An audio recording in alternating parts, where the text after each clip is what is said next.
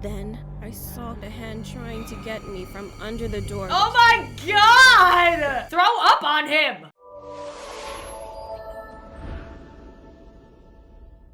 Well, hello there, guys. Ah, yes, Halloween is fast approaching. And with every day that gets closer to Halloween, I get one day more spooky. As in, like, my content's gonna get more spooky. I'm already a little bit creepy. But I think now is a good time to start sprinkling in some of that spooky content for you. And then during the next coming, 3 weeks, you will be getting even more spooky content. But I thought a good starting off point with some spooky content that you'll like would be reacting to some true animated spooky stories. Ooh. These again are of course from the great Wansee on YouTube. Go check them out, link is in the description below. But I've gone around and picked 3 of the spookiest stories that I could find. You know, according to the title and thumbnail at least. I haven't gotten to watch them yet. Alright, so first up, the newest of the stories. True airport horror story. Which may freak me out specifically because I'm always in airports. And oftentimes, alone. Oh, this already looks fantastic. It was the spring of 2017. I was flying out to Chicago for a job interview. Oh my god. I was just at San Francisco International Airport. This could have been me! I mean, 2 years ago, but still! It was around 11 p.m. and I was sitting in my gate at the San Francisco International Airport. I was just scanning the rows of people in seats sleeping, on laptops or phones, and wearing earbuds before I noticed this one guy. Oh!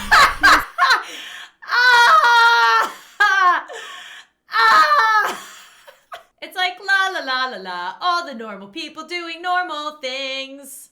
There's Jeffrey! Why is his name Jeffrey? I don't know. That's just what he looks like. He's a Jeffrey. Is it bad that I kind of want to do this to somebody? Like just wait for somebody to start scanning the room and then just sit there like... Does that even look creepy? Oh, that looks creepy. And don't blink. The key is to not blink. He was sitting in the farthest corner of the gate by the corridor, with no one else sitting around him. Oh my god. He was not on his phone or wearing headphones like everyone else.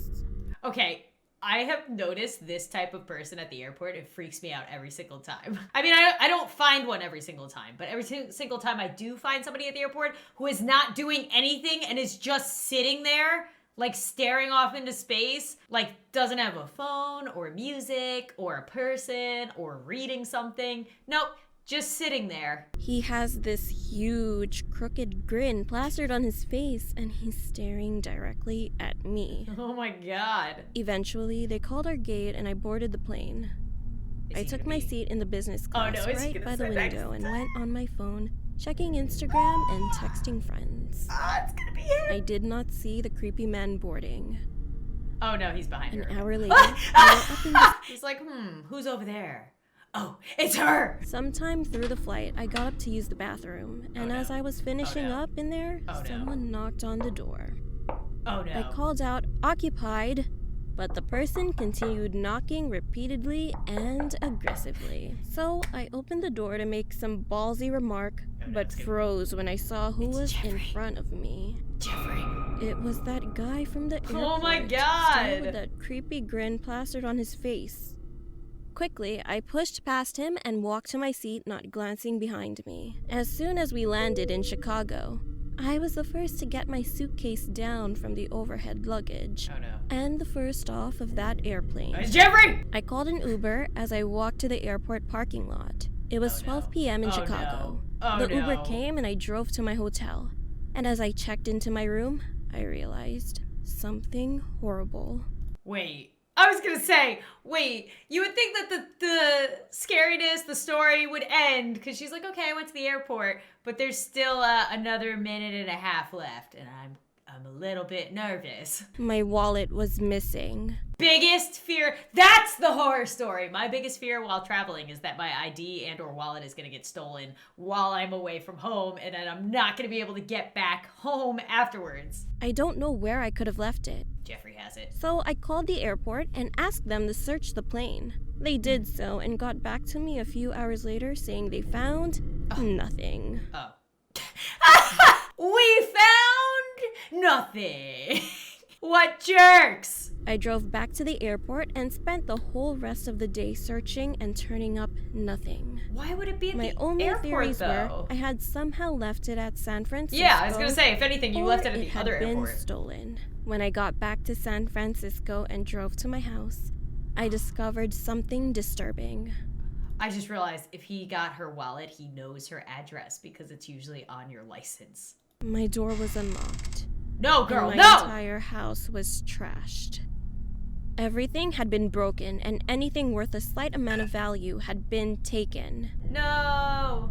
I checked my security footage and was able to identify the intruder as the grinning man from the airport who, sure enough, had my wallet and therefore my keys. I called the police, who found his fingerprints all over my house. The only scary thing was that the prints did not match anyone on record. Oh my god. It's Jeffrey! Jeffrey! It's an inside job! Damn, that was a good one. I liked that one. Bravo. Thank you, Wansee, and everybody, be afraid of Jeffries. If you see somebody that looks like Jeffrey, be very scared. And make sure that you have your wallet. All right, this next one's in an interesting location. It's a true pool horror story. So I'm not sure if it's at a public pool or somebody's home pool. I guess we'll find out. It was the summer before 9th grade. I was at my friend's family pool party, and there were tons of people there. At one point, while my friend, let's call her Lily, went to get some sodas for us, a man came up to me. I didn't recognize him, but since it was my friend's party, it made sense for me to not know everyone there. He smiled at me. Oh no. He looked as though he hadn't shaved in days, and his eyes never looked quite directly at me. Why all the scary characters are drawn like so similar. Like they're not the same exact character, but they are. Just look for the unsaturated person. I stepped backwards, feeling uncomfortable. "Hello," he said. Hi, I replied. "What's your name?"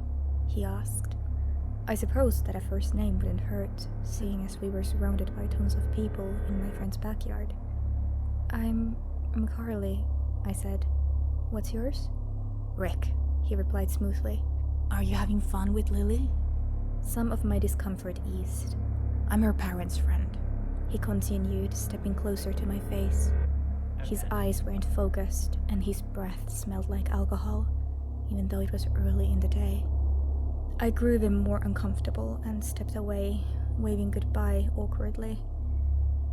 When I turned around, he was gone. Oh my god. I told Lily about this, and she mentioned it to her parents.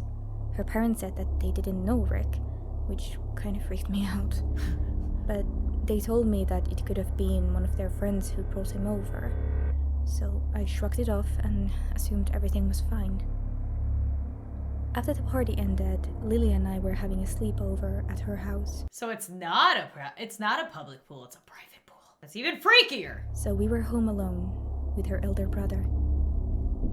Lily and I were playing a game in her bedroom when her dad called her. He asked her to please go and turn off the pool lights, since he had forgotten. Once she was finished, we stepped back inside, locking the door, and went back upstairs to continue playing our game. Yeah, playing video game, girls! At one point, Lily asked me to make sure the curtains were closed properly, and when I did, I happened to look outside, and I noticed that all the pool lights were on again. "Lily?" Oh no. I asked, getting a strange feeling. "You turned off the pool lights, right?" "Yeah, I did," she replied, coming to look. Now there was a figure swimming laps in the pool, even though we couldn't see his face. Oh my god. It's probably just Cody," No! Lily replied, speaking of her brother. "Come on, let's go scare him." Oh no. Oh no. We oh walked no. down to the pool and No! Steve opened the back door. Don't do Hiding it! behind the bushes, we could see the top of his head bobbing in the water. We were going to Yeah, jump that's out and scare totally him normal. at any moment. But then I looked up at one of the windows of the house. The curtains were open. Suddenly, I saw the face of Cody illuminated as he turned on his bedroom lights. Like, that's not Cody! We hadn't brought our phones with us in case we would get wet. And if we ran back around, there was a chance the stranger could see us before we got back to the house. What? We tried to wave to Cody. The stranger's in the He pool, couldn't just see run! us. Suddenly, splashing in the pool stopped. My heart dropped and I could hear. Well, each now of my you parents' guys are heartbeats. goners. You took too A long. hand suddenly gripped my arm and flung me forward, and I screamed, and Lily did as well. I looked up, and there was Rick. His facial expression I will never forget. I've never seen someone with such a creepy smile. What is it with the I creepy yelled. smiles? And soon my mouth was filled with water as he chucked me in the pool, and he actually held me underwater. I What choked for the breath. heck is I happening? realized he had grabbed Lily's arm as well, although she wasn't in the water. He was strong and clearly ill. He yelled. Yeah. Time to swim! The heck? Somehow Lily managed to kick him in the face hard enough to run away, slamming Yeah, the door Lily. behind her. He continued to hold me, laughing as I flailed for breath. Lily left me for dead. Police sirens were heard on the surface. He picked me up and threw me on the ground, breaking my arm. Jeez! He ran away. What? The police came and questioned me, but he was never found. I have so many questions. From then on, I've been terrified to be outside at night, especially in a pool. Oh god. Why do they always leave you with such a creepy, like... Yeah.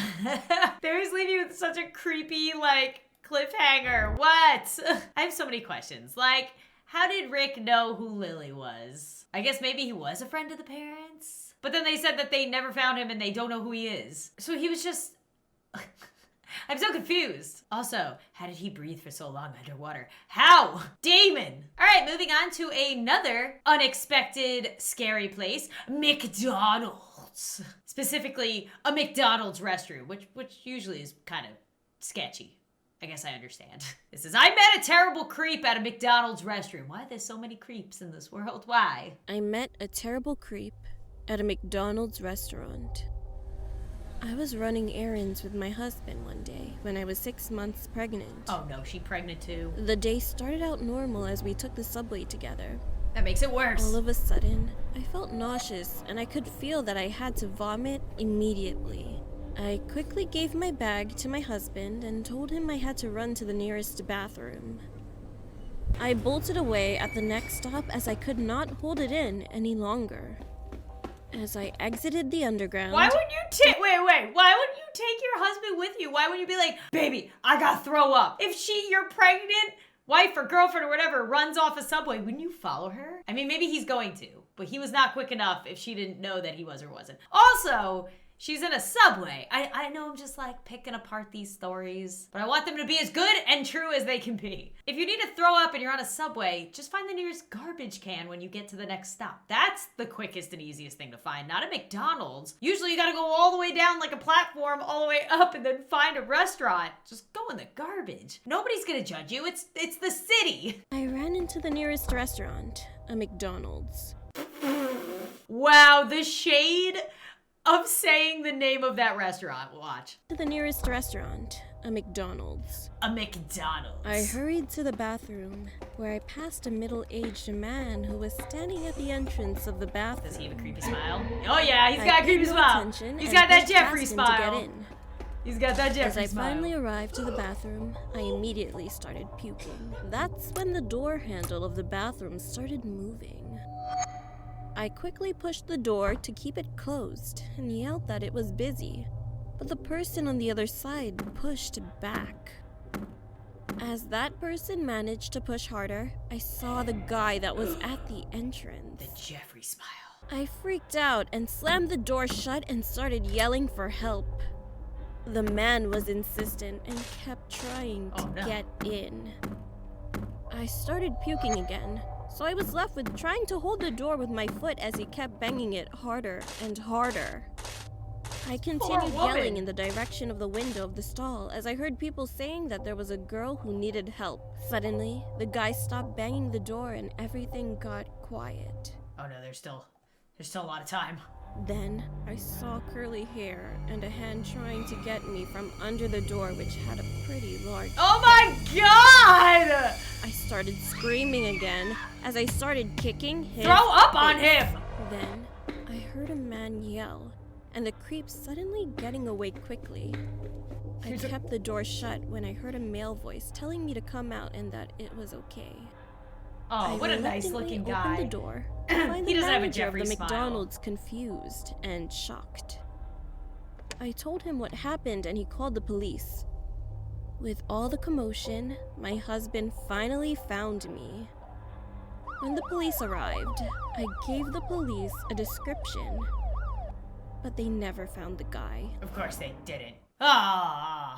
Alright guys, well I guess that's enough super spooky stories for today. What did we learn? Stay away from people who have Jeffrey smiles. They're nothing but bad. But if you're excited for some more spookiness on the channel for the rest of October, then make sure to leave a like before you go so I know to do more. Leave some comments below letting me know if there's any particular spooky stories or things you want me to do. I am all ears. Subscribe if you're new to the channel. I put out new videos almost every single day. And as always, I will see you guys soon.